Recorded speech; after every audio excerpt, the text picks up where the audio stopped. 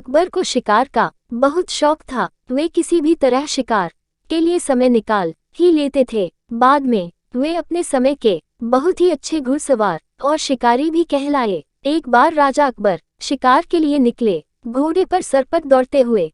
उन्हें पता ही नहीं चला और केवल कुछ सिपाहियों को छोड़कर बाकी सेना पीछे रह गई। शाम घिर आई थी, सभी भूखे और प्यासे थे और समझ गए थे कि वो रास्ता भटक गए हैं। राजा को समझ नहीं आ रहा था कि वह किस तरफ जाएं। कुछ दूर जाने पर उन्हें एक तिराहा नजर आया। राजा बहुत खुश हुए। चलो अब तो किसी तरह वे अपनी राजधानी पहुंच ही जाएंगे, लेकिन जाएं तो जाएं किस तरफ? राजा उलझन में थे। वे सभी सोच में थे, किंतु कोई युक्ति नहीं सूझ रही थी।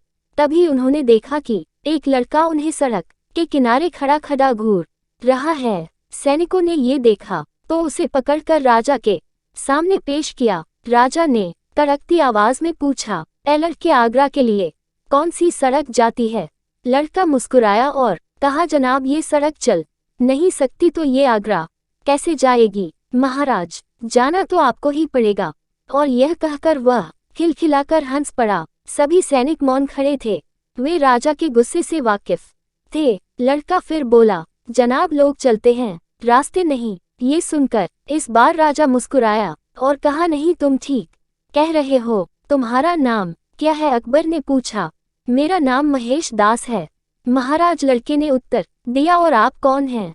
अकबर ने अपनी अंगूठी निकालकर महेश दास को देते हुए कहा, तुम महाराजा अकबर, हिंदुस्तान के सम्राट से बात कर रहे हो? मुझे निडर लोग पसंद हैं। तुम मेरे दरबार में आना और मुझे ये अंगूठी दिखाना। ये अंगूठी देख कर मैं तुम्हें पहचान लूंगा। अब तुम मुझे बताओ कि मैं किस रास्ते पर चलूं ताकि मैं आगरा पहुंच जाऊं। महेश दास ने सिर झुकाकर आगरा का रास्ता बताया और जाते हुए हिंदुस्तान के सम्राट को देखता रहा। इस तरह अकबर भविष्य के बीरबल से मिले। मेरे प्यारे दोस्तों, कहानी अच्छी लगी तो लाइक, शेयर और सब्सक्राइब जरूर करें। धन्यवाद।